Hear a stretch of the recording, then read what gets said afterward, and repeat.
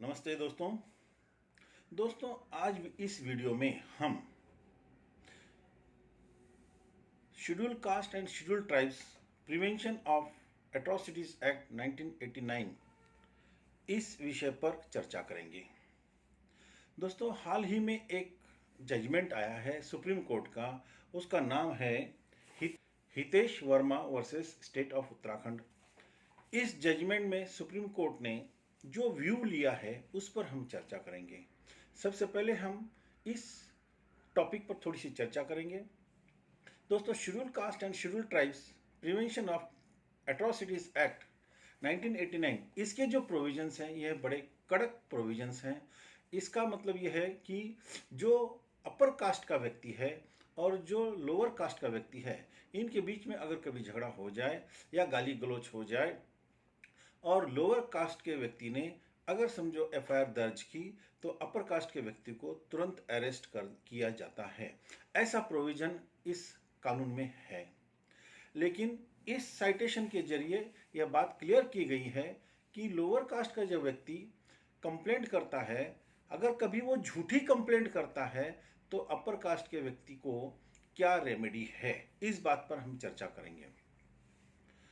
दोस्तों कई बार ऐसा होता है कि लोअर कास्ट और अपर कास्ट व्यक्ति, इन दोनों के बीच में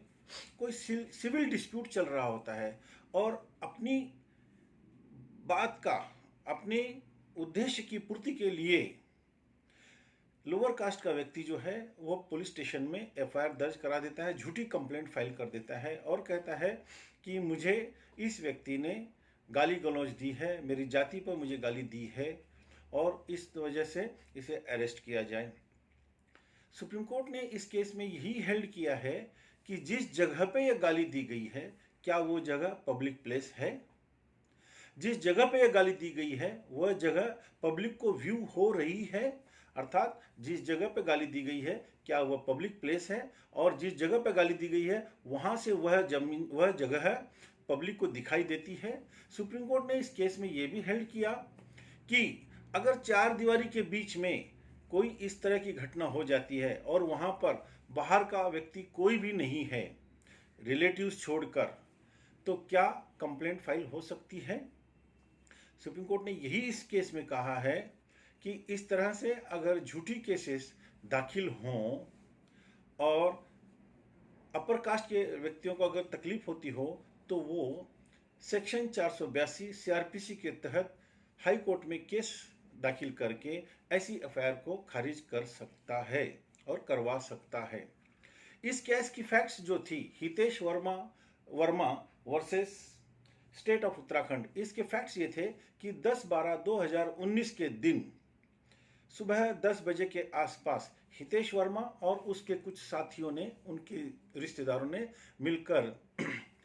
ये जो फरियादी है इसके घर की चार दीवारी की जो बाउंड्री है उसको फलांग करके उसके कंपाउंड में गए और घर में जाके उसको गाली गलौज किया। और उसमें कुछ ऐसे विटनेस, इस कंप्लेनेंट ने उसमें कुछ ऐसे लोगों के नाम लिखे जो कि उस घर में मौजूद नहीं हो सकते हैं, अर्थात बाहर के लोगों के नाम अगर लिखे हों और चार दीवारी के बीच में अगर झगड़ा होता हो तो क्या ये पॉसिबल है कि बाहर का व्यक्ति उस घर में आए? नहीं हो सकता है। तो इस ढंग से कोर्ट ने इस जजमेंट में ये कहा है कि place which is public place which is a public place and place which is viewed from the public place, जो जगह पब्लिक प्लेस है वहां पे अगर झगड़ा होता है, गाली गलौज होती है और उसको इंडिपेंडेंट विटनेस मिलते हैं तो एफआईआर जरूर लॉन्च होगी। अगर कोई प्लेस ऐसी है कि जहां से पब्लिक व्यू हो सकता है या पब्लिक वहां से वो जगह को देख सकती है तो मात्र इस कानून के तहत एफआईआर दाखिल हो सकती है। लेकिन अगर ऐसी जगह है कि जहां पे कोई व्यक्ति आता जाता ना हो या चार दीवारी के बीच में यह झगड़ा होता हो तो ऐसी हालत में यह केस दाखिल नहीं हो सकती। जनरली दोस्तों क्या होता है कि जो व्यक्ति झूठी कंप्लेंट करता है वह यही बताता है कि मेरे घर में आने के बाद मुझे गाली गलौज दी, और इसीलिए यह केस दाखिल होने के बाद में हितेश वर्मा ने उत्तराखंड के हाई कोर्ट में केस 482 सीआरपीसी के नीचे कंप्लेंट दाखिल की, केस दाखिल की और हाईकोर्ट ने हितेश वर्मा की नहीं सुनी और उसका जो पिटीशन था वो रिजेक्ट कर दिया। इस बात से खफा होने के बाद में हितेश वर्मा ने सुप्रीम कोर्ट में अपील दाखिल की और सुप्रीम कोर्ट में यह व्यू लिया कि हितेश वर्मा और जो फरियादी है उसके बीच में एक सिविल डिस्प्यूट चल रहा है और वो सिविल डिस्प्यूट चल रहा है, तो अपने सिविल राइट्स को प्रोटेक्ट करने के लिए हितेश वर्मा ने उस फरियादी के खिलाफ कोर्ट में सूट फाइल किया हुआ है। अब हितेश वर्मा ने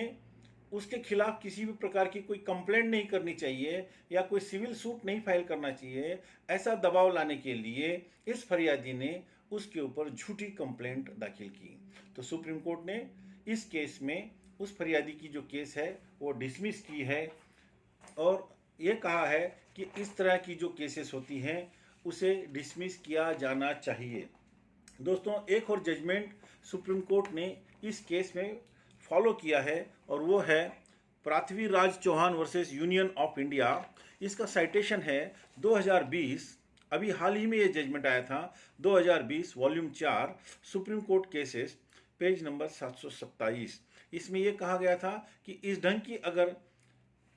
केसेस दाखिल होती हैं तो 482 सीआरपीसी के नीचे आप हाई कोर्ट में